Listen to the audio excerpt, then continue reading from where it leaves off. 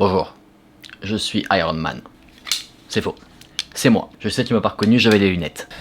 Bon, les amis, je sais pas si ça se voit, mais j'ai l'œil super rouge. C'est pas une conjonctivite, c'est du shampoing.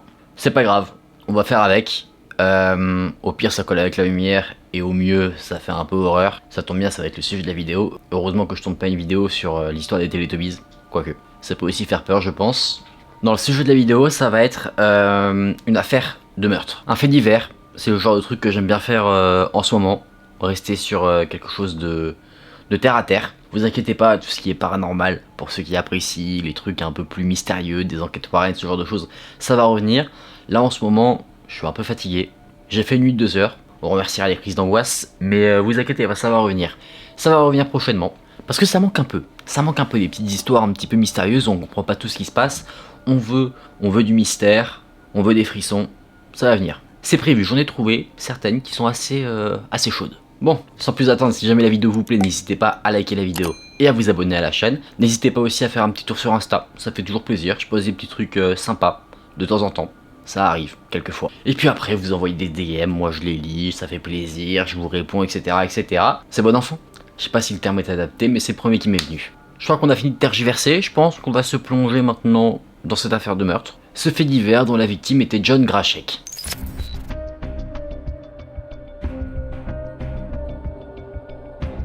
John Grashek est un homme, vous vous en doutez sûrement avec son prénom, qui est né en 1967, à un an près de mes parents. On s'en fout, mais ça m'est venu. Contrairement à mes parents, lui il est né aux États-Unis, dans l'Ohio, et il se trouve que c'était un homme qui était le plus vieux de sa fratrie, qui composait 6 enfants. Et du coup, cette proximité avec sa fratrie ainsi qu'avec ses parents faisait que c'était un homme qui était relativement proche de sa famille. À 23 ans, il se lance dans l'entrepreneuriat, dans le secteur de la plomberie, et il était décrit comme quelqu'un de vraiment passionné par son travail et qui avait le rire facile. Non pas qui rigolait à toutes les mauvaises blagues, mais c'était quelqu'un qui avait en gros la joie de vivre. John a été marié à Sylvia pendant 13 ans, avec qui il a eu 2 filles. Il a également eu un fils, et c'est pas un mariage qui s'est terminé brutalement, où il y a eu des disputes, des assiettes qui ont valsé, des torchons qui ont volé, pas du tout. C'est un mariage qui s'est terminé plutôt à l'amiable, et d'ailleurs John et Sylvia sont restés bonnes amies. Sylvia s'occupait de l'administratif de l'entreprise de John, donc en soi, bien qu'il y ait eu divorce, et bien les deux ex-maris s'entendaient plutôt bien, ce qui est en soi plutôt cool. En 2004, John a rencontré une nouvelle femme, Jamie Balweg. Une jeune femme qui était un peu plus jeune que lui, mais avec qui il s'entendait très bien. Elle-même avait déjà 3 enfants, comme John, et John les appréciait beaucoup. Étant en amour fou, les deux se sont mariés, ils ont eu 2 enfants, et ils sont restés ensemble jusqu'en 2011. John était le seul à travailler, donc le seul qui rapportait de l'argent au foyer. Ça a créé quelques tensions, John n'était plus satisfait de ce mariage, donc, encore une fois, un divorce lui est tombé sous le bras. C'est au printemps 2012 que le couple s'est séparé officiellement. Quelques mois après cette séparation, John rencontre une nouvelle femme. On peut se dire que ce John est un tombeur. Il devait en connaître des disquettes le boug. Il a rencontré une femme, Nicole Price. Ils se sont rencontrés dans un bar et ça a matché comme sur Tinder et rapidement, ils ont emménagé dans un bar. Apparemment, à cette période-là, John a été décrit par ses proches comme le plus heureux du monde. Il n'avait jamais été vu aussi heureux. Là, on peut se dire qu'est-ce qui pourrait mal tourner. Ce qui a mal tourné, c'est qu'il s'est fait abattre chez lui. Pourquoi? Vous allez voir. Le 31 mars 2013, Nicole et John avaient passé Pâques ensemble, c'était une journée normale, tout s'était bien passé, ils ont fait du shopping, ils ont rigolé, ils ont mangé ensemble, enfin vraiment une journée banale qui se passait très bien, et à un moment donné, le fils aîné de Nicole est venu rendre visite à la maison. C'est vers 22h30 que Nicole a appelé 911, le service de secours. Les services de secours entendaient, au travers du combiné, une voix d'homme qui disait « Appelle la police ». Et là, des coups de feu ont retenti. Ces coups de feu ont été entendus pendant l'appel, donc là, les services de secours comprennent immédiatement qu'il y a un truc très sérieux qui est en train de se produire, donc immédiatement, ils envoient la police. La police arrive seulement quelques minutes plus tard, donc ils ont vraiment été sur le pied de guerre. Quand la police est arrivée, ils ont retrouvé John allongé sur le sol. Il n'était pas dans la maison, il était sur la pelouse à l'extérieur. Il était toujours conscient, mais il avait reçu 2 balles, une dans la poitrine et une dans la cuisse. Nicole, elle, se trouvait à côté de John, elle le rassurait, elle lui disait que tout allait bien se passer, sauf que le couac, c'est que l'état de John, il est grave. La police n'est pas aussi confiante que Nicole. Rapidement, John est transporté à l'hôpital, mais malheureusement, il succombe à ses blessures. D'un point de vue médical, son état était déjà scellé. La balle qui avait traversé son corps était passée dans le poumon et avait transpercé son cœur des deux côtés. Les services de secours, malheureusement, ne pouvaient rien faire pour le sauver. Ils ont fait de leur mieux, mais malheureusement ça n'a pas suffi. Clairement, quelque chose va pas dans cette affaire. C'est pas un accident. Donc la police enquête et il constate que, à l'intérieur du domicile de John, il y a des traces de lutte. Le salon était en bordel, c'est pas un salon dans lequel tu vis, c'est un salon qui était présenté comme si deux personnes s'étaient battues et qu'ils s'étaient un peu bousculés contre les murs, une table était brisée, enfin vraiment il y avait du grabuge. En plus de ça, il y avait des impales de balles dans les murs et dans les placards. Généralement, t'as pas ça chez toi comme outil de déco. La police suppose d'abord qu'il y a eu un vol, mais plutôt que de faire des suppositions et des spéculations, ils se disent qu'il y a quelqu'un qui était là, qui a tout vu. Nicole. Donc allons interroger Nicole. Nicole a raconté la soirée. John était sur le canapé, elle dans la cuisine. Et d'un coup, quelqu'un frappe à la porte. C'était un homme que Nicole n'a pas reconnu qui se trouvait de l'autre côté. Et elle n'a jamais vraiment vu cet homme. En plus, John était quelqu'un d'assez imposant, assez grand, donc quand il a ouvert la porte, il a tout de suite voulu protéger Nicole, donc Nicole en fait n'a rien vu de la scène. C'est là que John a crié « Appelle le 911 », elle s'est précipitée vers le téléphone, elle a composé le numéro, elle entendait la bagarre et après elle a entendu les coups de feu, et après que les coups de feu aient retenti, l'homme qui avait frappé à la porte de la maison s'est barré.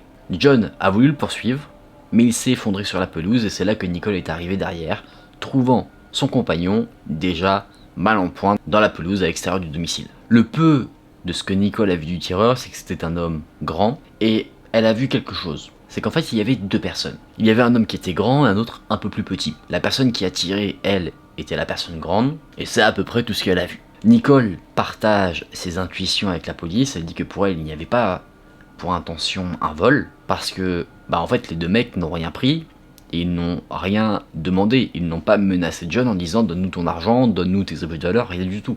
Ils en sont directement venus à la bagarre. La police interroge le voisinage, ils apprennent que les deux hommes se sont enfuis en voiture, et il se trouve que la personne qui conduisait la voiture était une femme. Le véhicule, lui, est un véhicule bruyant, qui semblait pas trop entretenu, et qui était de couleur foncée. Un avis de recherche a été émis, pour retrouver cette voiture, et un agent de police qui a fait un contrôle de routine est tombé sur une voiture qui correspondait à ce signalement. Immédiatement, ceux qui se trouvaient à l'intérieur de ce véhicule ont été ramenés, il y avait une femme et deux hommes, donc là ça semble correspondre quand même pas mal à notre histoire. Ils sont ramenés au domicile de John et Nicole, parce que la police y trouve toujours, et là, Nicole arrive à identifier les personnes. Bien qu'elle n'avait que partiellement vu les deux hommes, elle les reconnaît. Il y en a un qui s'appelle Gary Webb et l'autre qui s'appelle Jacob Gibson. Mais la femme, c'est là que vous allez vous faire waouh, ok, c'est que c'est l'ex-femme de John, Jamie. Là on commence à se dire, n'y aurait-il pas petite jalousie? En tout cas on pense qu'on peut quand même facilement deviner un mobile, si elle est impliquée. Les trois individus sont emmenés au commissariat, ils sont emmenés là-bas pour tout simplement qu'ils soient interrogés. Il se trouve que Gary, lui, était déjà quelqu'un qui était connu des services de police, il avait déjà été arrêté pour cambriolage. Lui, il dit, frérot, moi j'étais au mauvais endroit au mauvais moment, j'ai rien fait. Sauf que quand la police dit, mec, John est décédé, là Gary, lui, semblait un peu déboussolé d'apprendre cette nouvelle. Comme si il savait un peu ce qui s'était passé, mais que il pensait pas que ça aurait dégénéré de cette manière-là. Donc d'un côté, son implication que lui ne veut pas admettre, il l'admet un petit peu quand même. Gary va dire que Jamie et Jacob sortaient ensemble, et que ce petit groupe-là, eh bien ils sont allés chez John pour aller chercher de la drogue. Bizarre. On nous dit ça, alors que par rapport aux informations qu'on a sur John, à aucun moment il est mentionné quelque part que c'était quelqu'un qui vendait ou consommait ce genre de choses. Et d'ailleurs c'est ce que la police a remarqué en enquêtant un petit peu. Il n'y a aucune trace de ce genre de données dans le passé de John. Ça colle pas. Gary, lui, continue de balancer, il dit que c'est Jacob qui a tiré, mais Jacob, lui, il dit que c'est Gary. Chacun se rejette la faute. Forcément, ils ont compris que le tireur, il allait prendre sacrément cher. Nicole dit que c'est apparemment la version de Jacob qui semble le plus plausible, parce que elle était là, elle a vu les choses. Donc elle peut dire que c'est le grand qui a tiré ou le petit, etc. Elle peut donner les informations. Sauf que Gary et Jacob, ils disent que l'arme à feu, ils savent pas où elle est. Bon, les agents de police comprennent qu'ils ne vont pas forcément apprendre beaucoup de choses de la part de Gary et Jacob. Du coup, ils décident de se tourner ensuite vers Jamie. On lui a dit que John était décédé, elle a eu une réaction très théâtrale. Vraiment, à pleurer vraiment toutes les larmes de son corps, à chaudes larmes. Mais bon, justement, le détail qui a un petit peu intrigué les enquêteurs, et c'est pour ça qu'ils peuvent utiliser le terme théâtral, c'est qu'elle pleurait, mais 0 larme qui coule de son corps. Donc, il y a supposition qu'en fait, cette peine énorme qu'elle avait, cette peine immense, c'était une simulation. Elle faisait du chiquet. Jamie dit qu'en fait, ce soir-là, le trio avait prévu de voler quelqu'un. Ils ont baroudé pour essayer de trouver quelqu'un à braquer, et Jamie s'est souvenu que John avait son entreprise et qu'il avait souvent de l'argent du coup avec lui. Ils se sont dit que ce serait une opportunité de le braquer. Elle raconte que l'objectif c'était simplement voler. Il n'y avait pas de meurtre du tout qui a été prévu. Elle ne savait pas que quelqu'un avait ramené une arme à feu. Elle ne le savait pas, mais le pire est arrivé. Donc forcément, le 1er avril 2013, le trio a été arrêté pour meurtre, cambriolage aggravé, vol aggravé et agression criminelle. Sauf que, bien qu'on va dire on est nos suspects, enfin on sait qui sont les coupables, etc., est-ce que le mobile est vraiment celui qui a été indiqué? Peut-être pas. Nicole, qui a côtoyé John, qui était en couple avec lui, eh bien, elle a vécu des choses. Et elle va dire que c'est pas le premier incident impliquant Jamie, le premier truc désagréable où elle est là. Apparemment, Jamie les harcelait. Elle n'arrêtait pas d'appeler John, ce qui poussait John à devoir changer de numéro de téléphone. Elle créait des faux profils sur les réseaux sociaux pour essayer de le contacter. Et en fait, toute cette haine que Jamie a développée envers John aurait un problème plus profond que juste une relation qu'elle ne voulait pas terminer ou quoi que ce soit d'autre. En fait, ça concernerait la garde des enfants. C'est que Jamie devait perdre la garde des enfants qu'elle a eu avec John, et John devait récupérer la garde complète. La dernière audience qui devait établir la décision de qui aurait la garde devait avoir lieu le 8 avril 2013, c'est-à-dire une semaine après la mort de John. En attendant cette décision, les enfants avaient été placés en famille d'accueil temporairement, le temps que la décision soit établie. John et Nicole allaient leur rendre visite régulièrement, pas forcément Jamie, et il était prévu que le 9 avril, sachant que voilà, c'était carrément établi que c'était John qui allait récupérer les enfants, et bien le 9 avril, les enfants devaient aller chez John et Nicole. Jamie, elle, était quelqu'un qui était accro aux substances, et elle était dévastée concernant le fait que John allait récupérer les enfants. En ce sens, elle aurait déjà fait des menaces de mort à John. Menaces qu'elle a finalement, du coup, mis à exécution.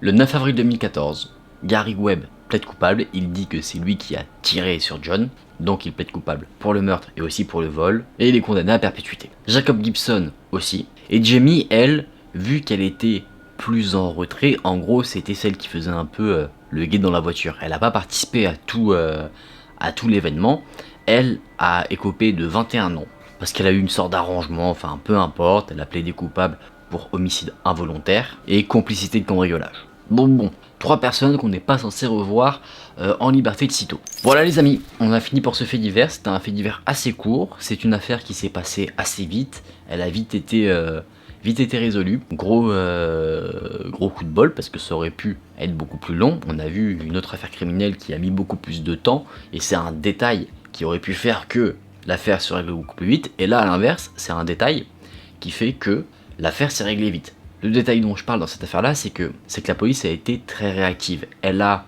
tout de suite signalé le véhicule qui a été recherché, et un agent de police, hop, a fait un contrôle sur un véhicule qui correspond au signalement, et directement les mecs ont été arrêtés. Si jamais ils avaient un peu plus tardé à signaler le véhicule, peut-être que le trio aurait pu partir déjà très loin, brûler la voiture, que sais-je. En tout cas, ils ont été vite chopés, ils ont été arrêtés, ils n'ont pas cherché midi à 14h à se défendre, ils ont vite reconnu les faits. C'est une affaire qui est assez triste. Quel est derrière le vrai mobile? Ça, je vous laisse vous en faire votre propre avis, que ce soit le mobile juste du vol qui dégénère ou le mobile du coup un peu plus personnel vis-à-vis de Jimmy. Ça, c'est vous qui voyez. Mesdames et messieurs, j'espère que la vidéo vous a plu. Si c'est le cas, n'hésitez pas à liker la vidéo et à vous abonner à la chaîne. On se dit à très vite pour de prochaines vidéos. Prenez soin de vous, c'était Aken. Salut!